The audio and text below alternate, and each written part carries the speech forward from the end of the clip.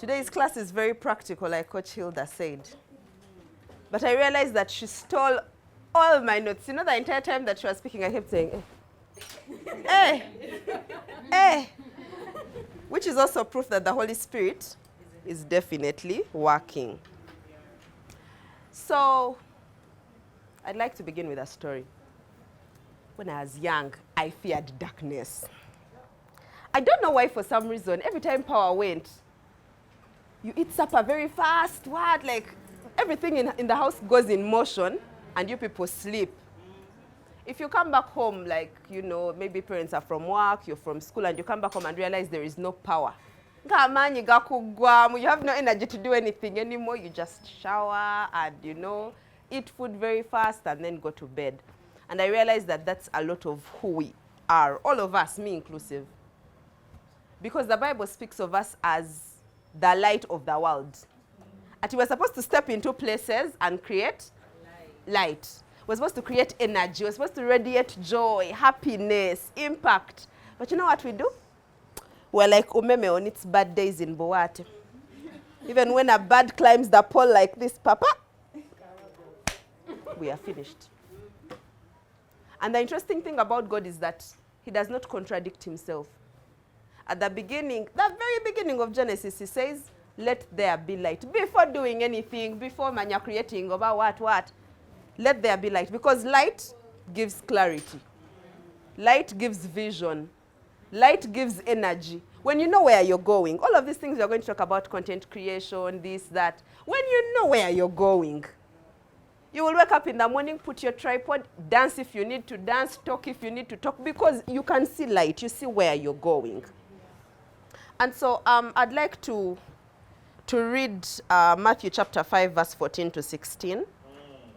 But I like to read it from the Message translation. The Message translation of the Bible is my best translation because it's so personal. There's a way it speaks that is not ordinary.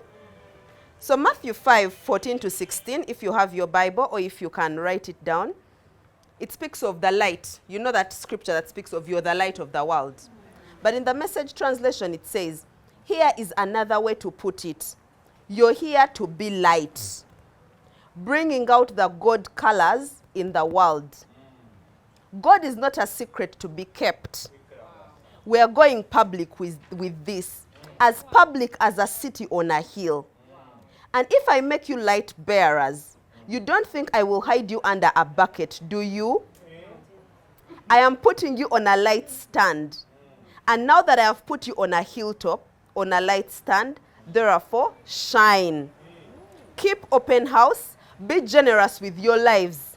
And by opening up to others, you will prompt people to open up with God, the generous Father in heaven. Wow.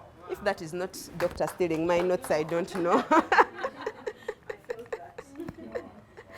Because the thing that keeps us back is because we fear to step out and actually be the light that we are supposed to be. We fear to step out into our God-given purposes. We fear to step out because if you know deep down in your heart that maybe I'm called to parenting, maybe I'm called to business, maybe I'm called to therapy. If you know deep down in your heart that you need to shine the light of God to others, that you're giving out yourself, some of these things like money will even come naturally to you. Because the Bible says your gift makes way for great men. So if you're doing this thing with all of your heart, all of your strength, all of your mind, you will find that you're giving yourself out to people and people can see God. And when people see God, you create results. Human beings don't believe in anything except results.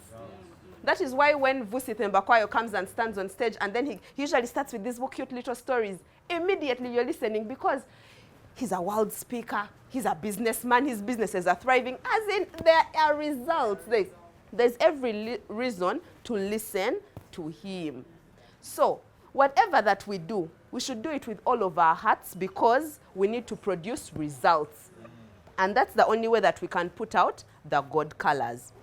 So I'd like us to do a tiny exercise. It's a bit tiny, but it's going to necessitate you standing up a bit and moving. But before you stand up, if you check on the group, the World Changers group, I shared a link.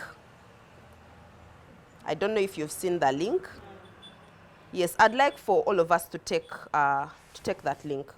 I'd like for each and everyone to take their test. While you're taking this test, I'd like you to be as truthful and as honest as you can. Some of us have a thing where if they say, what would you do if you found a child knocked by a car? You know that you would walk away, but somehow because you want to be a good person, you feel in, I would help. No, feel in the most truthful version of yourself.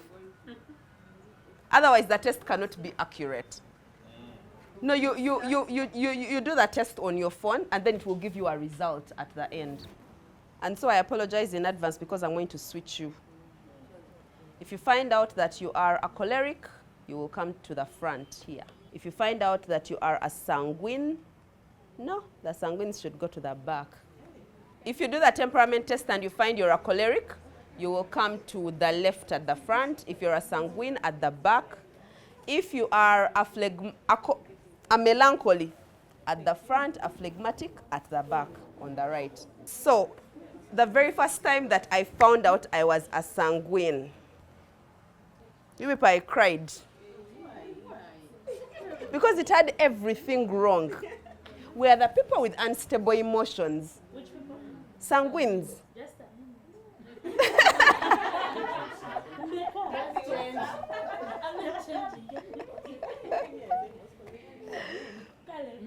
We're the people who can laugh with you 1 minute. We can be here, crying with you at a funeral.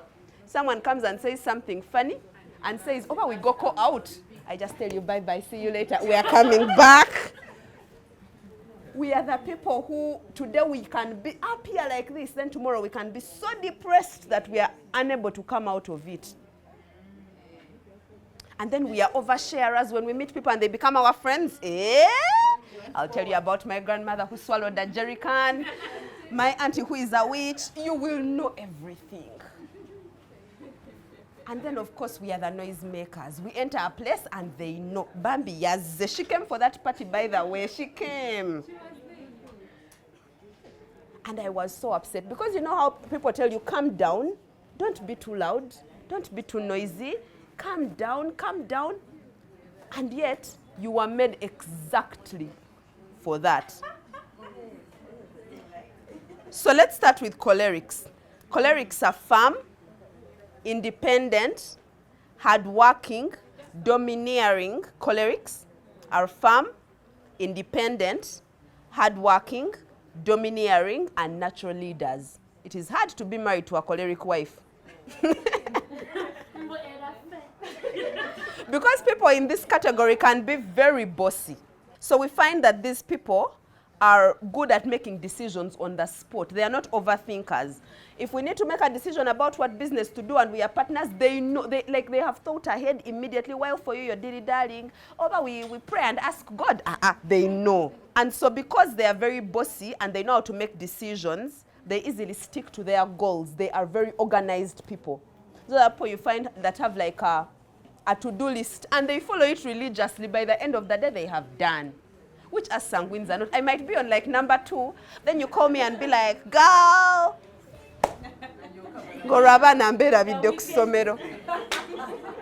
So because cholerics are very, goal-oriented and strict, they usually come off as unsympathetic and unfriendly. Have you seen those people who want the best for you, but the way they push you is just not, it's not giving. Like, I know you want the best for me, but you don't have to be rude. You don't have to give me ultimatums. If you don't do this, I am chasing you from here. So you'll find those other people. And if you're a choleric, you need to learn to be more patient, more loving, more sympathetic, and less hostile to others. Cholerics should learn to be more patient, more loving, more sympathetic, and less hostile to others. And if you want to get a balance out of, your very strict life, cholerics should make friends with sanguines. Or be married to sanguines. My husband is a choleric, I am a sanguine. The stress, I stress him. Because for us, we never stick to anything. That's sanguines, that's where I'm coming. If a sanguine does something for a long time and it seems to be boring, we shall abandon ship. Yeah, that's right. Who has sent us for money? Why am I killing myself? I just cover myself. Ati, Why am I suffering? I tell the senior presidential advisor can be picked from primary. Why am I suffering? There is no reason. So sanguines are people who love enjoying life. They are flamboyant. They like gatherings, outings, and parties.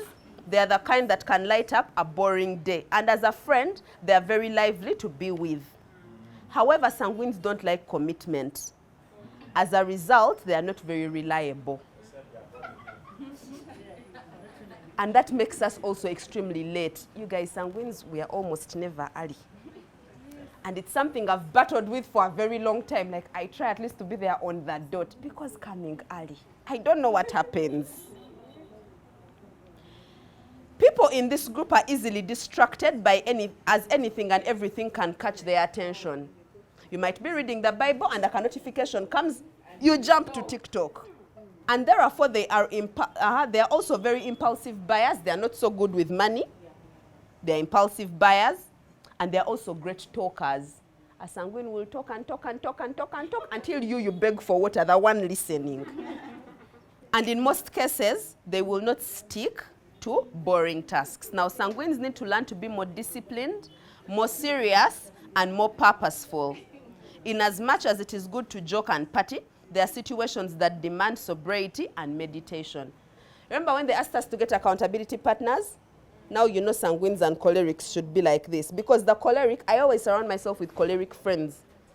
Because they push you. If you tell them, by the way, there's something I need to do by June, they will, okay, it will be painful. They'll be reminding you every time. They can't let you drink water and relax. But they help to push you in the right direction. On the other hand, the sanguines will help the cholerics to calm down. Not every time work, not every time seriousness. Calm down. You will not die. Enjoy. Live a soft life. Then we have melancholies, which is also another temperament of mine, but it's the subdued one. Melancholies are very emotional. They are the most emotional of all the temperaments. That's right. They pay attention to the things that others prefer to ignore. You'll be out with a melancholy somewhere and they'll tell you, did you see how that girl looked at you? You didn't see anything. They paid attention. They'll even tell you, by the way, that girl is not a good friend. And time will tell you. They pay so much attention to detail. People in this category are perfectionists. Wife is receiving stray bullets today. They want to attain nothing less than 100%. Even 99.999 is not good enough. And because of their perfectionist tendencies, they end up unhappy and dissatisfied. Everything annoys them. For us, the happy-go-luckies, you can leave your socks there and we shall be okay. We'll either pick them up or we shall leave them. Let us all suffer. Since we want to all be mad, let us be mad. But a melancholy, where they've left their thing is where they want to find it. Don't remove my cups. The cups are kept here. Melancholies set very high targets for themselves and for others, which they themselves might not meet.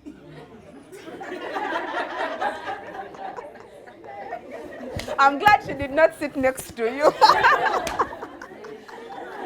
Because I don't know how the relationship at home will be today.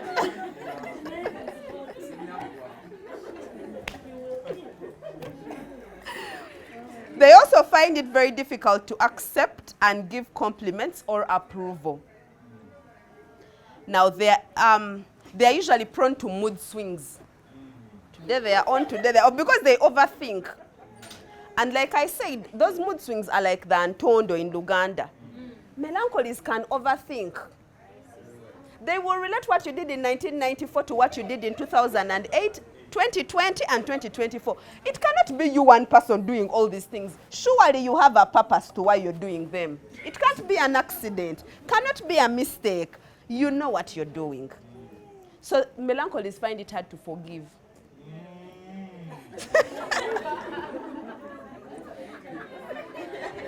Because they deeply think about things. But the beauty about them is that they are very creative. That's why you'll find great songwriters are melancholies. great artists of like pictures and stuff are melancholists. They know how to think, they know how to be creative because they give themselves the time to think. So their reserved lifestyle gives them time to come up with great ideas and inventions. A melancholy is often looked at as sad-looking, but they're also very intelligent and they always answer all the questions given to them. They're also very sympathetic when it comes to people and they move with empathy as well. Melancholists should learn to enjoy life a bit more. They need to explore the pleasures of life. They need to live each day as it comes. Some days will be good, some days will be bad. Exactly. But you will be okay. And they need to realize that human beings can be flawed. No one is perfect. So they should learn to be more realistic than idealistic and then settle for the possible. Then we go to the phlegmatics. The phlegmatics are easygoing, peace-loving, non-rebellious, stress-free. A phlegmatic is hardly confrontational. They apologize for things that they've not even done wrong, just to maintain a peaceful and cordial atmosphere. Most of the time, they need to be pressured to produce results. Most of the time, phlegmatics need to be pressured to produce results. You like? Aha, yes, the cholerics are going to come for you. You will produce those results. Left to their own, a phlegmatic would rather lie in bed watching TV idly. They want to avoid anything that brings stress or tension. A phlegmatic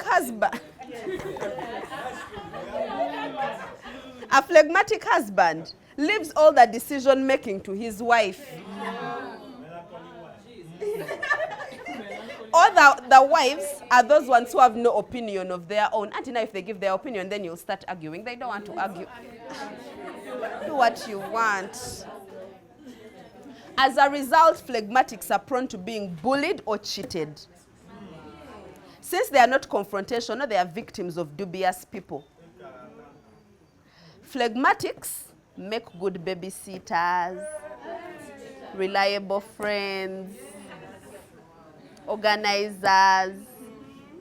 Yeah, but now people in this category need to realize that the world is not as friendly and as peaceful as they look at it. You're not being phlegmatic. I think they need to stand up. They need to stand up for their rights and avoid being trampled on. A phlegmatic needs to be more active and needs to engage in activities that will bring him or her out. There are 4 phlegmatics here. Social media is going to bully you.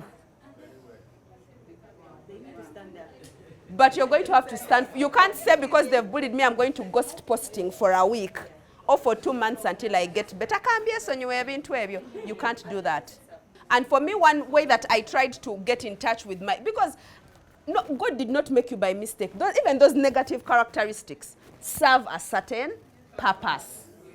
And so what I purpose to do in order to get my life in order, but also to like my temperament most, is that I found Bible characters with my temperament.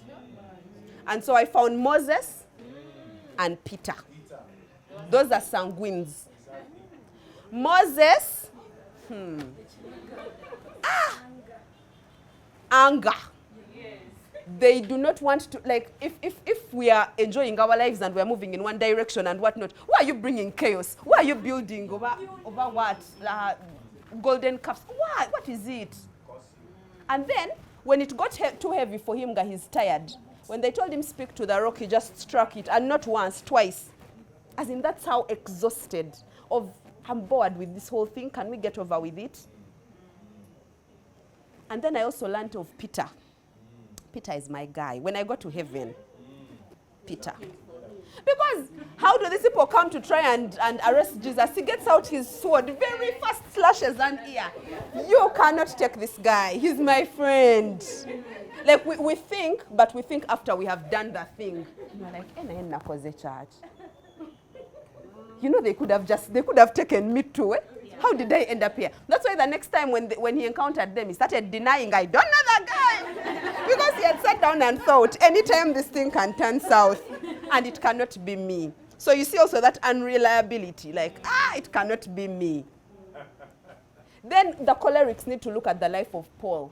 If you read all the letters that Paul wrote to the church, they are tough. No sexual immorality. No, about when you fast, you should do like this. Like everything of his is straight to the book. But you realize Paul would have been happier if he had married. You know, he needed a wife. He would have been a very happy guy. And then you find,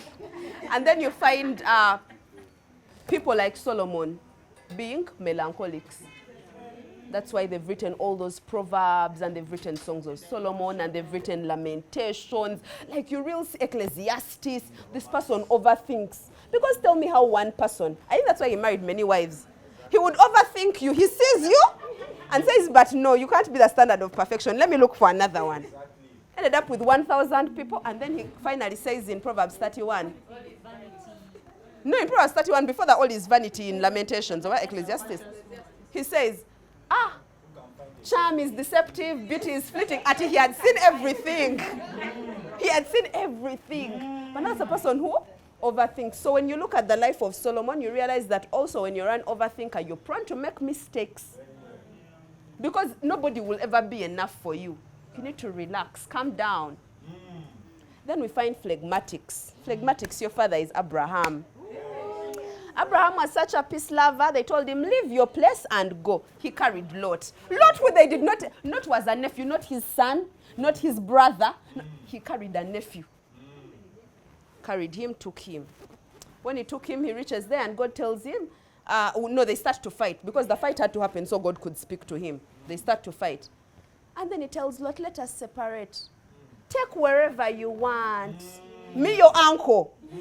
How do I tell you take wherever you want? I will take where I want. Then you will go with the other side. Because why am I giving you the option? You're just my nephew. But he's so peaceful. He says, okay.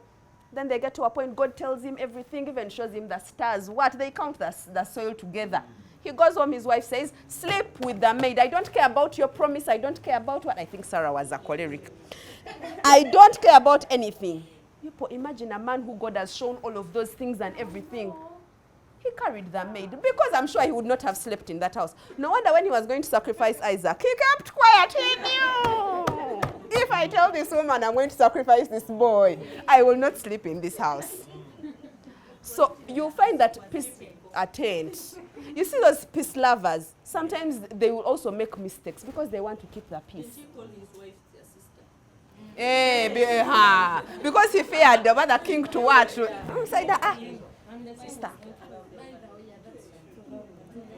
So phlegmatics, you like peace, but at what cost? What is the expense? And so this brief session, which turned out not to be so brief, was basically to show us that we have different personalities and we should embrace them. And we should show up as those personalities. If you're loud, don't be afraid to be loud. Nobody's going to beat you. Tell me one person who tell you, come and lie down here, will beat you because you're too loud. Your assignment requires that. That is how people will now get what they need to get out of you. If you're a peacemaker, you're called to conflict resolution. Many of us don't like to resolve conflicts, me inclusive. One of us must die here. Between me and you. You see these things when people bully on social media. I be saying between me and you, one of us will leave this internet, and it will not be me. It will not be me. But you see, phlegmatics will just be like, oh my God, Banang, let me just log off, what? Then melancholies will even start to personally hate the person. How could they? They don't even know them. They will go to their profile. Even her child is also as bad as mine. Even you say I went to school with her husband, then also they hate the husband. They stop talking to him on the class groups, like the hatred goes and goes, like they overthink it. They palanirako until. So, how we are and who we are is who we need to step out as. So let's move quickly to like the second part I sent on the group already. And it is, have you heard of the Ikigai? Okay, so we're looking at the Ikigai. The Ikigai is a Japanese, Ikigai is basically your purpose. A lot of us are dwelling in places where we don't know exactly what we are doing and why we are doing it. When we had the online class on Tuesday, we were talking about the various things that we are, you know, posting about, the niches and, you know, everything. And then I wanted to ask, but I said, let me wait until we're in class. And I want to ask a few people, maybe like 4, what you do, either in terms of coaching or in terms of content creation, what you post, or in terms of business. What you do and what was the thing that drove you to do it. Okay, yes, Sarah. Passion. You feel like you love it, eh? Yes, like it comes from within. There's a force that you feel. I feel like there's a passion. A passion inside me that keeps a burning inside. Every time. Okay, for me, I feel my niche has to do with youth. Every time I see a young person, especially those that are in school, I want to encourage them not to waste their time in school. I want to encourage them to be able to work hard, to dream, and work towards achieving their dreams, and identify their purpose early in life, so that they know where they are headed and they arrive at their destination. Good. Yes? We have a hand at the, 2 hands at the back, and then we can finish with Charity. Becky. Okay. Phlegmatic. I love peace. Not in this circumstance. The kingdom of heaven is taken by violence. Okay, so me personally, it's my profession. This is something it's within my profession. So I feel like I have this knowledge that I want to share with everyone around me. Okay. For me, I'm passionate about health, living a healthy lifestyle. And the reason why I got into that is through the experience I went through, basically gaining weight, and then I couldn't represent myself as who I'm meant to be. And so me just telling other moms that you can actually be better than how you are, just work on your health. So for me, it's from experience. Okay. We have passion, we have knowledge, we have experience. There are 2 people somewhere. Thank you so much. What I do, I'm a counselor, and what drives me to do it is a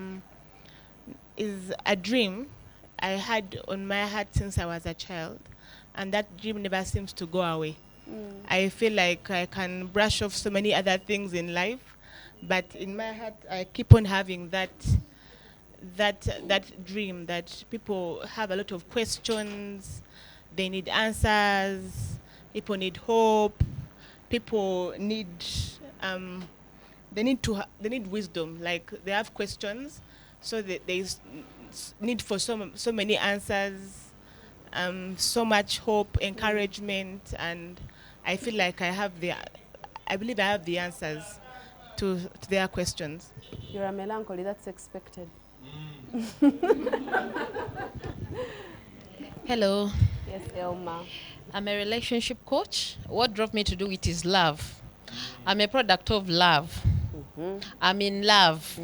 And everyone is in love. You're either in love or you're out of love, you know, and you're planning to, you know, to get into another relationship. So I'm a loving person, and I love it when relationships thrive. So love drove me to do it. We have Pastor, signature speaker. Okay, mine is public speaking, passion, because right from a child I started speaking. Even from 4 years, I was speaking everywhere, talking. Not love. I didn't love anybody. Then of late, relationship, because I experienced a divorce. So mine in the area of relationship is to help people who are going through divorce, especially Christians, who feel that you have to wait until the person dies. I faced that. My dad refused me to marry. He said I should wait for the lady to die. And I was always seeing her. Yeah. Your nightmare was alive. Yeah, seriously. So I was seeing her in Kampala. Every time I walk, I see her. So and she was looking very fresh. So I knew she would not die. So, and the last time I talked to my dad, he said I must wait until she dies. So I told him no. I even saw her the time I spoke to him. It was a week before. So I said I saw her last week, and she's very alive, and she will not die soon. And me also, I don't want to die. So two of us will not die. So in order to help people who are thinking that they have to die, so that's what drove me. So let me say hatred for that kind of thinking. Yes. So now I'm preaching everywhere. The girl will not die or the man will not die. Go ahead and remarry. And I saw this beautiful lady, and I've not died. And God has not. I hope you remove the plates from the table so that she doesn't have to stress you.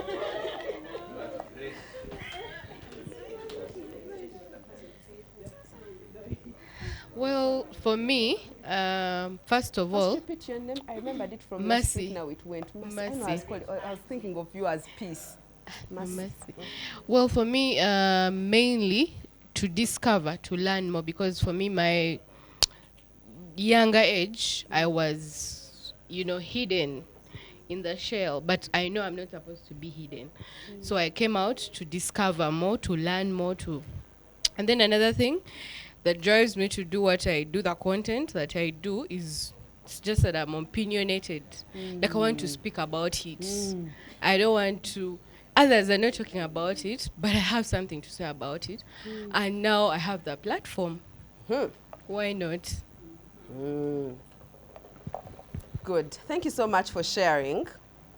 So the Ikigai is basically your purpose, how to find fulfillment in your life. And to find fulfillment, you must have a combination of your passion, your mission, your vocation, and your profession. So someone said they like to share knowledge because it's their profession.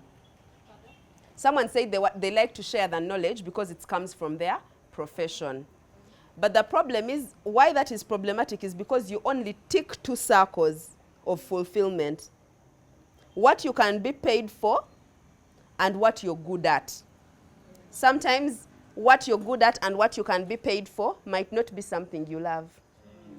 You might be dragging yourself every day to do this thing. Have you been at, I'll share a personal testimony. From when I was a child, I always wanted to be a lawyer. I was those children who, even if the whole class said today we are changing to being pilots or the next big thing is being a doctor, for me I was always lawyer. We went to O-level and people started deviating because they kept telling us science courses are the thing, what? Me, I said I can get an F in all the sciences. Matter of fact, I got into a row with one of the chemistry teachers in Form 2. He said, I never want to see you in my class. And the way our streams were built, your Form 1 teacher of a subject teaches you till Form 4. I said, it is okay. I never stepped in a chemistry class from Form 2 up to finishing UNEB. That's how uninterested I was. And I taught myself, I got a textbook, I kept teaching myself. And I came out with, if I say the marks here, you people will use you'll use me as an example on the internet. So, but I did not get an F. So I found that I really want, and for me it was two things. One, I liked justice. I never wanted to see people, those things people are humiliated for what? I always wanted to fight for justice. But more so because there's something it did to my ego. Cancer, lawyer. It did something in my spirit. So I worked really hard and I went to Capella University. I got law on government sponsorship. So we used to go to court every other week because there were terrorist cases going on, the terrorism thing of 2010. So we used to go to court every other day. And every single day we went to court, I started feeling drained, emotionally drained. I said, is this my life? Is this how life is going to look like for me? Actually, I'm going to wear boring black and white clothes almost every day. To go and lie, because some of those things, the facts, but because everybody deserves a lawyer, they will give you a state prosecution, you'll be a state prosecutor on a case to someone who deep down you know. And they have also told you the truth is, I did this. But what you're supposed to do, because what law is not fairness, it is justice. As in, the other party is supposed to find out beyond reasonable doubt. You're supposed to create loopholes. You're supposed to create doubt in the other person's mind such that the case is on a balance of probabilities. Now you will find that yourself, the way you want to fight for justice, if you're going to end up now compromising justice in the name of fighting for justice, then it becomes difficult. So by the time I was in 4th year, nali nkolaga dibengalye. If you're not a Muganda, I don't know how to explain that in English. I was doing just to do and get done. And I remember like a year ago, no, at the beginning of this year, I asked God, why did you take me through law school? You made me suffer with those assignments, sleepless nights. Why? To put me now in a whole different sphere. And then God said, you see, if I had not given you your heart's desire, you would not do mine. I needed to make you happy and fulfilled. Chikutame. You know when a child likes stealing sugar, and then you tell them, have this whole entire kilogram of sugar, eat it. Don't stand up until you finish it. The child will never steal sugar again. So some of us are in professions that we feel we love. It's something I've always wanted and everything. But you also need to fact check it against these other things. Is it something that you love? And is it something that the world needs? Because some things are great to post about. Because you see, the thing is, once you do not fulfill this in this kasako of Ikagai, you will lose your energy after 3 months of posting. Because you will not feel fulfilled. Have you seen people who have left jobs with a lot of money? Yeah. I know someone, a pastor, a wife to a pastor at Watoto. She was one of my biggest inspirations to become a lawyer. She was the legal officer for DFCU. I was in primary and she was earning 700,000 in the 90s. And then she wakes up one day and says, I'm leaving my job because I need to homeschool my children. My children need to be... I did not find common sense in any of those things. I said, now you, what is this? Now I know better. Because she did not feel fulfilled. It was something she was good at and something she could get paid for, but probably at a point she felt like she didn't love it anymore. And she felt that there are other people in the world that can do this. I don't have to be the one. Then someone said theirs is passion. Passion is great because it is a mixture of things that you love, things you're good at, and it's also things you enjoy doing. But those things don't necessarily give you money. And the minute something does not profit you, in your carnal mind, that is why even, you know, the Bible encourages us in Malachi, bring your tithe to the house of the Lord. Because if your pastor doesn't feel motivated, on Sunday you will not find him. You will not find him. Something has to motivate him to stay in his priestly anointing, and that is money.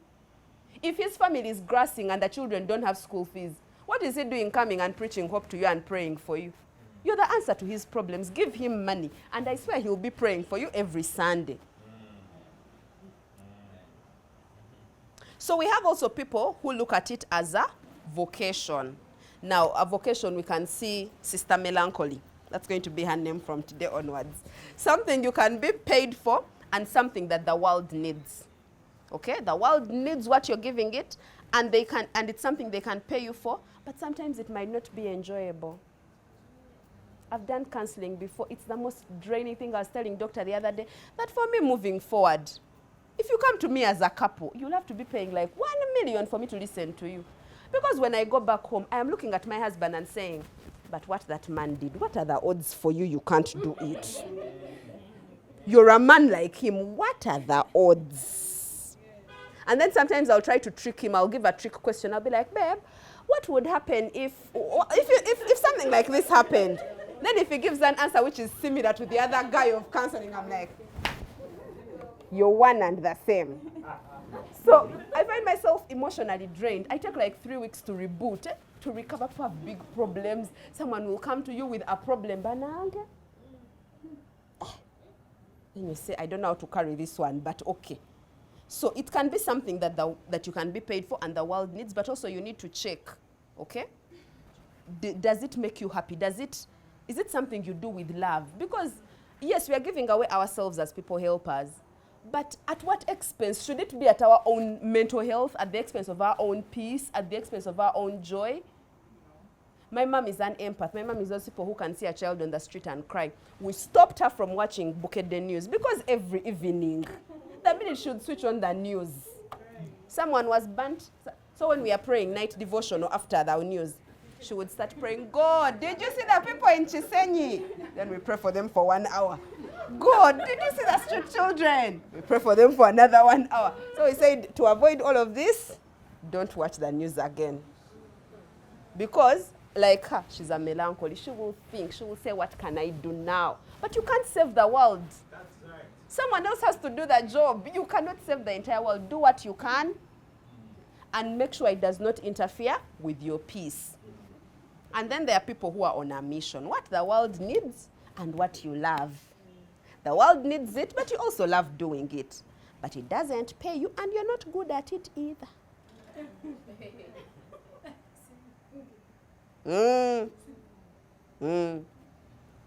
The world might need certain things. They solve certain problems. You love doing them, but you're not good.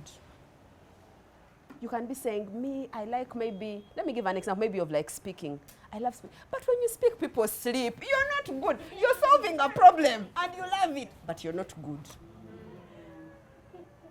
You know those people who like, have you been in like a church? The pastor didn't crack a single joke.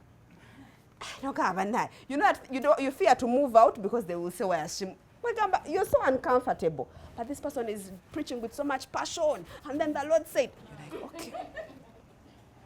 So what brings us fulfillment, okay, is if you look at the second thing that I sent, it shows you that what you're good at, it shows you that if you merge, because now it has shown you the passion, the profession, the vocation, and the mission, then it shows you that if you merge profession and passion, okay, because you can be able to merge three, what you love, what you're good at, and what you can be paid for. If you merge them, but you do not have what the world needs, it means that you will be feeling useless, but also satisfied. If you merge the three, because we've been merging two, strength, what you're good at and what we've been merging to. Now let's try to merge 3 circles, okay? That if you get what you can be paid, what your profession is about and what not, and then you also add your passion, you will end up feeling useless but also satisfied. Have you ever felt that thing of, I've done it well, I feel like I've done it well, but somehow you feel, do you get that thing? Of you're at a certain level, but then as if you're not contented. You feel, I've done, but I could do better. You start to doubt yourself, okay? Then if you get your profession and you add it with your vocation, okay, what you can be paid for and what the world needs, you can end up feeling comfortable but empty. You've done the work of the Lord, you've gotten your money, but something is still lacking because probably you're not doing it from a place of love. Then you find people who have passion and mission, they are fulfilled and happy, but they have no wealth. Have you seen those broke motivational speakers? They are happy doing what they are doing. Very happy, they are committed. Bambing the shoe even one side, they are committed. Then you will find those that do what the world needs and what they are paid for, their vocation and mission. They're excited and have self-approval, but they're uncertain because they don't have the aspect of being good and loving what they're doing. So it brings us to that concept that you need to balance all of these things. I will give you an example. I am good at writing. I am very creative when it comes to writing. That I was in Makerere College in my O-level. And in Makerere College was this kind of school that builds arts, builds people in that kind of way. So you find most people who are Marcos OGs and OBs are either in mainstream media, they are musicians, they are dancers, they are content creators. It had a way of building. So when I was in Marcos, I enhanced my skill of being creative and what. So in my A-level, my parents take me to St. Joseph's Nagalama, that very strict Catholic school. I get there and all these children know is studying academics and religion. If you don't pray, there's that October month where you're supposed to pray the rosary. If you don't pray it, you just pack your things and go home. No excuse. Now I get to that school and they have MDD. So I ask, what do you people do in MDD? Yet you're always in prep. What are you going to perform? But we shall dance. Over what? So the house they put me in was always the last. It had been the last for 10 years. It was Cyprian. So my cousin tells me, when I get the put you in St. Cyprian, mugenda kusemba, like you will never bull roast in this school. So I said, okay. So I reach out to the house teacher. They had told us we have MDD in 3 weeks. I reach out to her. I'm like, okay, teacher, what's the plan? She says, there's a dance we did last year. We are going to do it again. And the dancers are still there. Same dance, same dancers. I was like, okay. So what are we going to do with the play? And now you see the play. There's a book that the senior fours are doing. We are going to use that book. Then I said, no. They're going to bring external adjudicators. They will know that this play you're acting is a play that was written by Ngugi wa Thiong'o. They know it. So I said, you know what? Give me this night prep. I'm going to come up with a play. She says, oh, why? You do. Because first of all, they're also not motivated. There is nothing in it for them. So I go, I sit in night prep. I took about 30 minutes. I wrote a play that was worth 40 minutes. So I bring it to her in the morning. I'm like, this is the play I did. She's like, okay. Now you see, since you have written the play, find the actors. I found one evening. Remember, you're a Form 5. You're new in the school. People don't know you. Then you have to, it is upon you to now call the people in your house. You go to dorm, because our dormitories were like by house. So you announce in the morning, you guys, we're going to act. If you want, you come. And I pick out your roles. So they came very poor actors. So I would cast like 5 people for one role. I first see, I measure, me one person. Long story short, we did the play. When we did the play, that term, because MDD used to be in first term, sports in second term, that term, St. Cyprian won MDD. Everybody in school was in awe. The following term, we come back. And people, things of standing for prefect, bichi. The headmistress called me and said, I don't know if there's anybody standing for house prefect, but you're the house prefect of that house. Immediately. So now I said, now house prefect, if we won MDD, we cannot lose sports. I was asthmatic. I started taking my inhaler, practicing every morning to see that at least if there are no runners, I will substitute and we shall win. We came second in sports, and that year we bull roasted. Wow. So that was supposed to show you that there are things that you can actually be good at. I am good at writing. I am good at acting. I can't sing. I cannot dance. But I can tell bad dancers and bad singers. But those things might not necessarily bring me money. If I went to Bahati Hilda Drama Actors today and said, because I love acting and I am good at it, it's my passion, I would be so broke. Because how many of you have gone for those plays in the recent past? How many of you? So passion alone is not enough.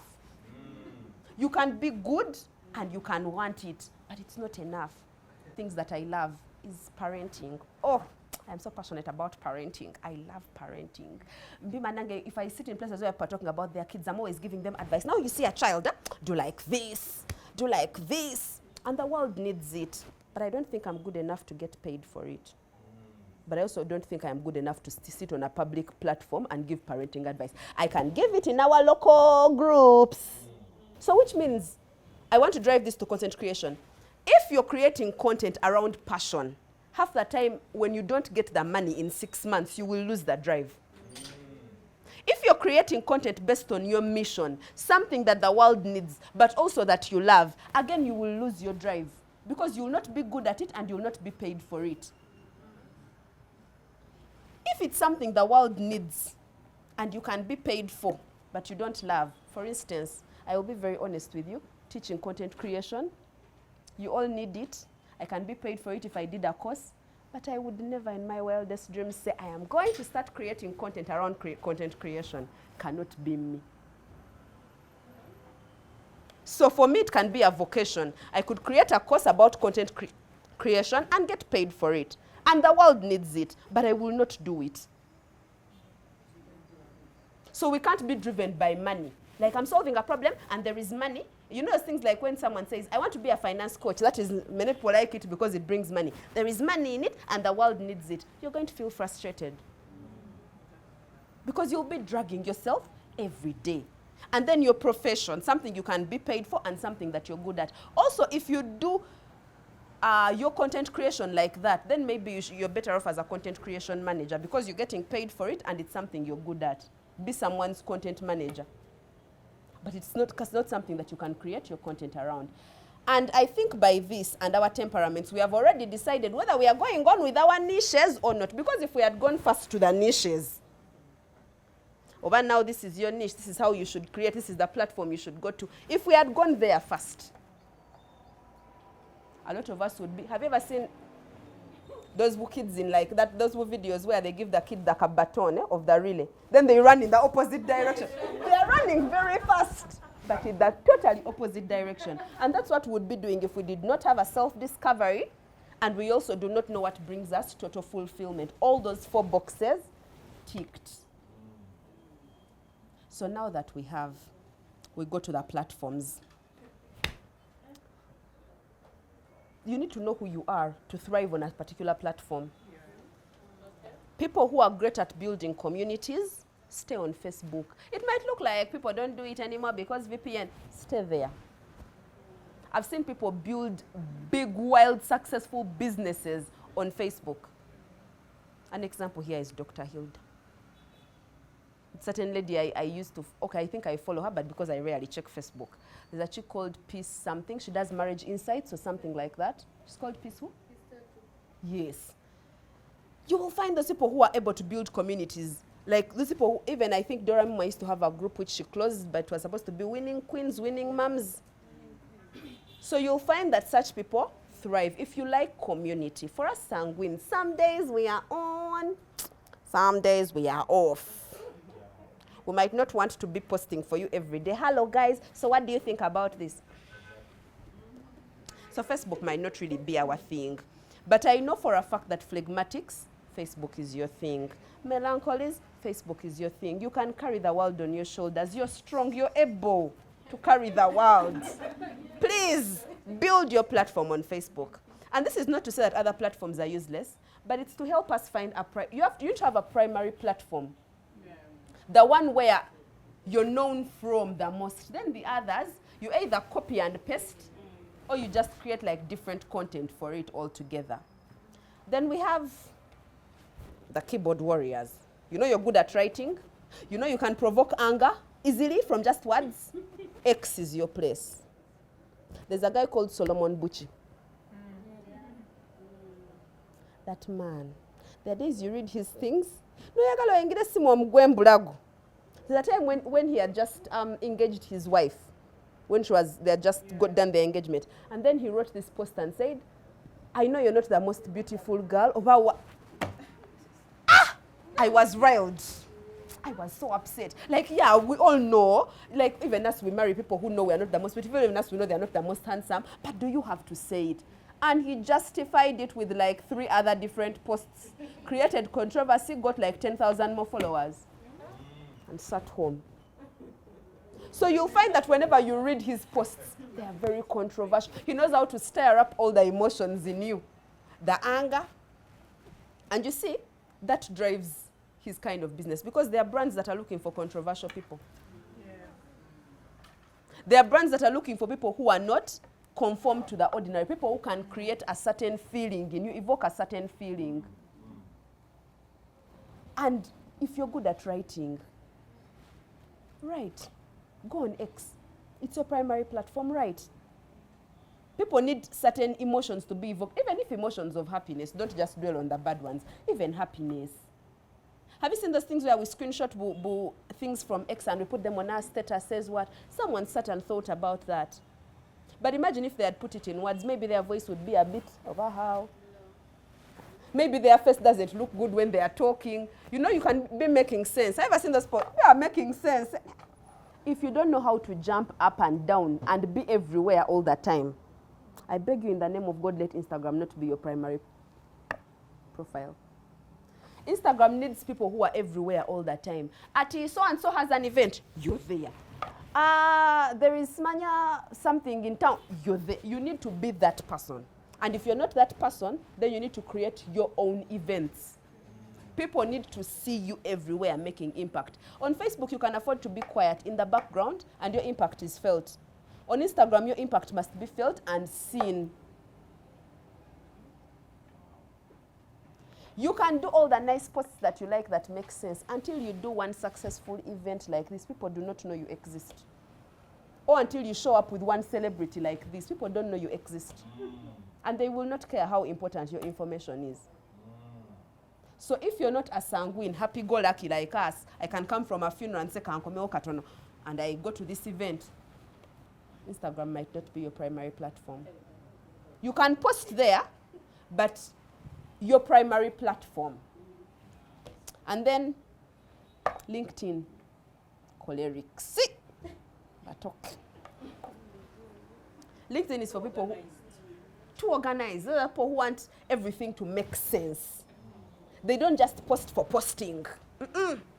Everything must make sense. So their primary platforms might be LinkedIn. LinkedIn likes bosses. It thrives with people like that. So you'll find that even when you're making your posts, they'll be authoritative. Have you read someone's posts and they command so much power? Yeah. Like, that's your place. You're not funny like us. We have shouting. You're not like us.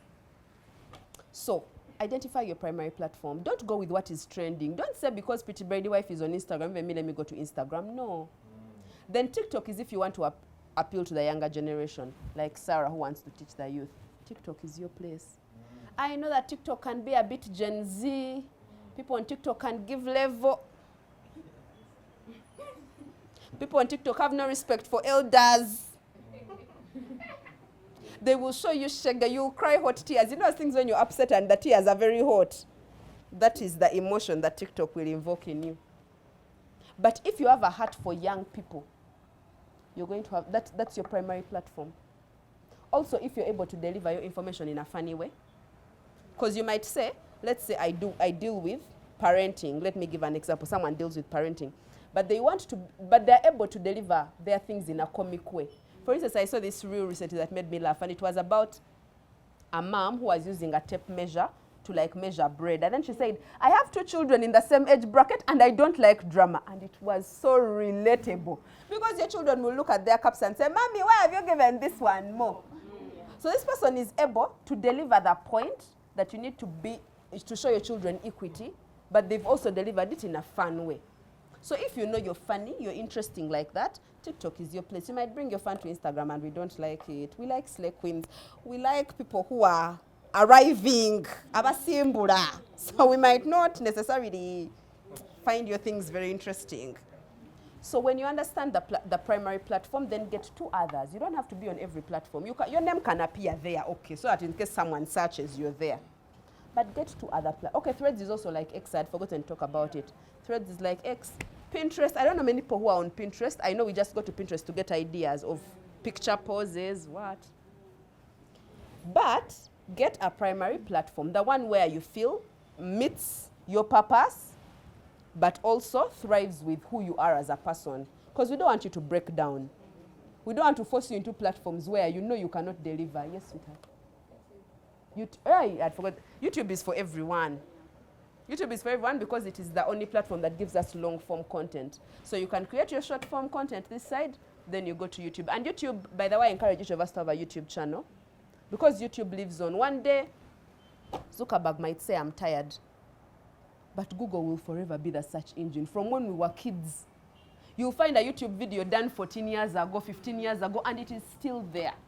So YouTube has longevity. And also YouTube is like a mastery kind of thing. Like when people see you have a YouTube channel and they listen to you speak for like 5 minutes, you look like you know what you're saying. Yeah, if you're just dancing on TikTok, we might not take you that seriously. Yeah, so YouTube, everyone must have a YouTube channel. Even if you might say, I don't have what to post on it. Get your reels from Instagram, get your TikToks and post them there because it now has an option of shorts. Post them there. So, now that you have found the primary platform, get to other platforms which supplement. For instance, if you're a Facebooker, I advise that you're on all meta platforms. It saves you time and effort. Because if you post on Instagram or on Facebook, you just say, post to the rest. It shares to Threads.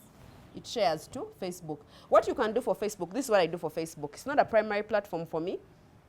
But when I go there, because I know Facebook crowd doesn't want to listen to my things when I'm saying, so guys, today we're going, So what I do is I post the same picture, but I remove the caption and write a caption they want to see. or they want to hear. Maybe if, let's say, Zari and Shakib have fought, if I take that news to Instagram, Instagram doesn't know Zari and Shakib. That is how Instagram people, they don't know what's going on in this country. Like, they're just cool. They know people abroad. They don't know. So you'll come there with your jazz. I remember one time when there was the whole saga of Pastor Bujingo. And then I was jazzing with some friends, and I'm like, hey, guys, what do you think about this? So I talked about his wife, Makula. And then they asked me, like, the Makula, which Makula? Oh, the Makula of Makula Pictures, because there's a guy who does pics and he's called Makula. And they were so confused. They're like, they do not know what's going on. So when you're going to post on Instagram about, let's say, Zari and Shakib's issue, you're going to be like, guys, I think we should date our wage. Don't date people below your income level, because it can be problematic, like this, like this, like that. And you've captioned it, but then you have like a nice picture, because sometimes they don't read the captions, just have to have a nice picture. Then when you take that same picture to Facebook, on Facebook you say, Naeba nanga ani alisonyiwa Zari. In Luganda, Naeba nanga ani alisonyiwa Zari, you leave it there. You will see how many comments you will get. Your engagement is there. Because for them, you're not going to give them deeper context. But now, guys, do like this, do like this. No, give them a catchy story.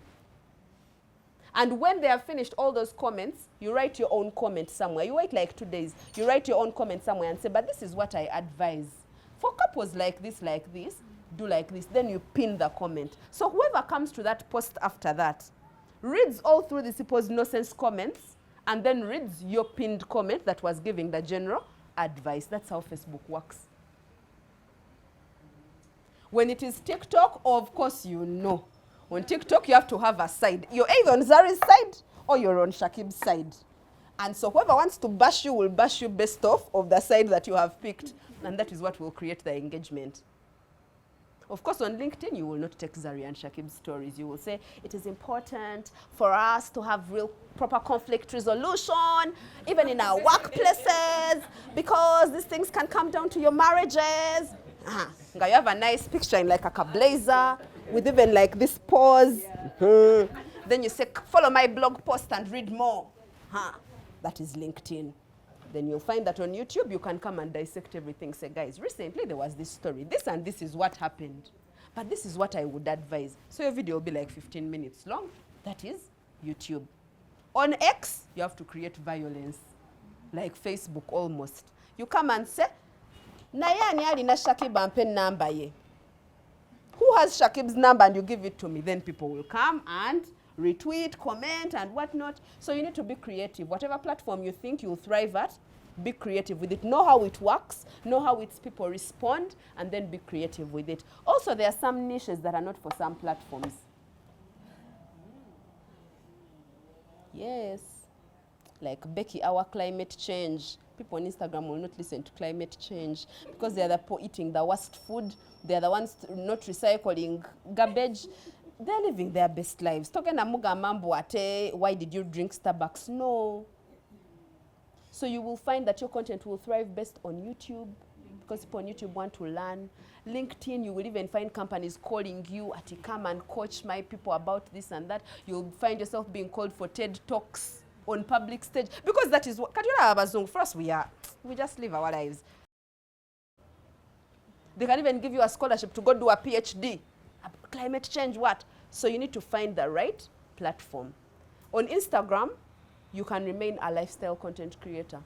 Because by the way, I need to tell you that however serious you are with your coaching, always infuse a bit of lifestyle in you. We don't want to learn every day. Don't every day, not every post must be telling us about mental health. Mental health. We know.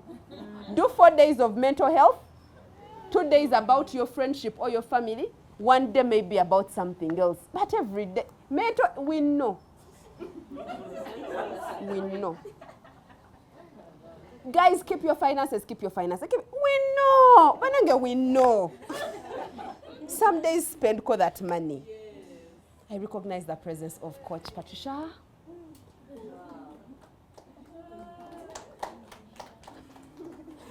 Patricia and Coach Patricia and Coach Marjorie are the finance people. But you see, after telling us finances, you will see them on flights in Mombasa, Dubai. So you see that, yes, they're telling you save the money, but also spend it. So let us not come to your pages and all you're doing, teaching. Sometimes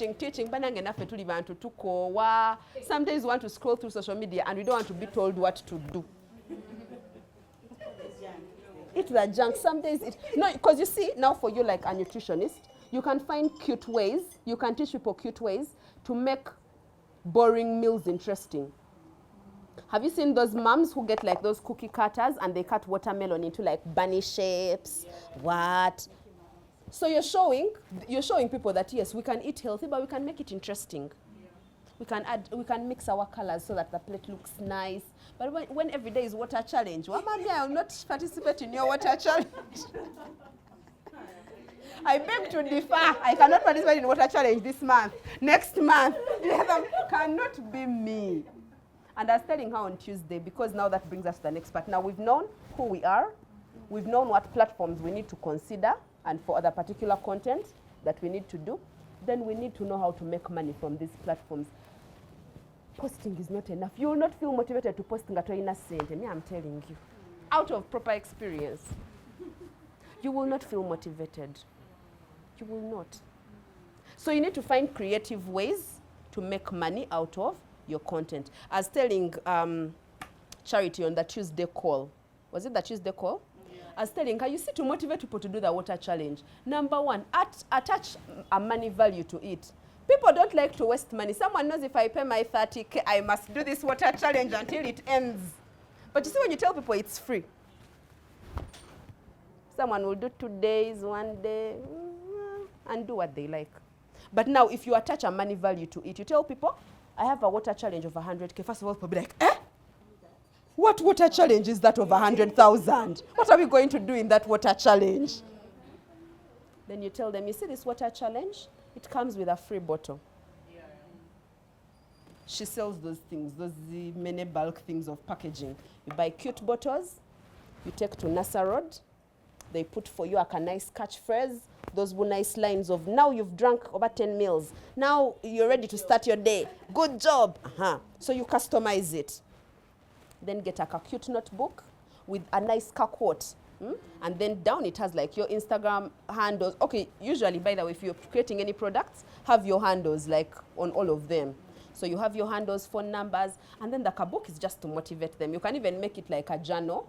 Of they have a planner. They have a part where they can tick, today I've drunk, today I've done this. It can have other things like productivity, Then the rest of it is a notebook. The collective of those things will not even be more than 35K because you'll be doing them in bulk. Now you've asked someone for 100,000. The balance of that 100,000, the 65, is just for them to follow through because nobody wants to spend their 100K and not finish the challenge. Sometimes when you give out too many free products, people think you're useless. They think, why is that product free? They're giving it side eye. Why is it free? Surely there is no sense in it. So try and make money because now who pays you? Who pays you to wake up every morning to challenge people to drink water? You who is not a doctor. You who is not a coffin maker that when they die you will get money. Get money from it. Make sure that you find creative ways. If you're great at speaking, host as many events as you like. Nobody will beat you. Some of them you can even tell your friends. You can be like, okay, this event is like 50K. But then you call your friends personally. You'll be like, you guys, can you come for my event? For free, like 50 people for free. The ones who pay might be 20. But when us on Instagram, we see 70 people in a room, we're like, that guy, he did it. Meanwhile, your friends came for free. And then you even tell them, make for me PR, like post on your stories, which they hype the event. You guys, if you're not at this event, you don't know what you're missing. Wow. When the event ends, you tell them, guys, when you make a post, please tag me. Please, hashtag me. And that's the same thing we should do for our businesses. Like even if you're a product-based business and you're selling something, don't be afraid to ask people, please tag me and tell people where you got this from. If the person says, maybe I can't do that, okay, fine. I've discounted you 5K because you know that this person's vouching for this thing is going to actually create more impact for your business. Yeah.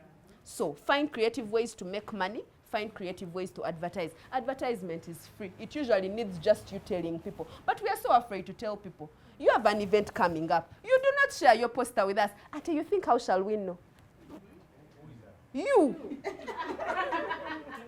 We shall not know. Closed mouth don't get fed. You can even inbox everyone on the group. Say, hi, I am so and so. I have this event coming up. It is for this price. But because you're a member of my class, I'd like for you to pay half price. The more people we are coming for the event, the more credibility you receive. For you, just take your pictures and your videos and wait to post. The next time, even me who paid half price, I might pay full price because I've seen the value of this thing. So I think we can wrap up for that. The content creation jazz will never end, but for today, I think we can wrap it up from here. I hope you were blessed this evening.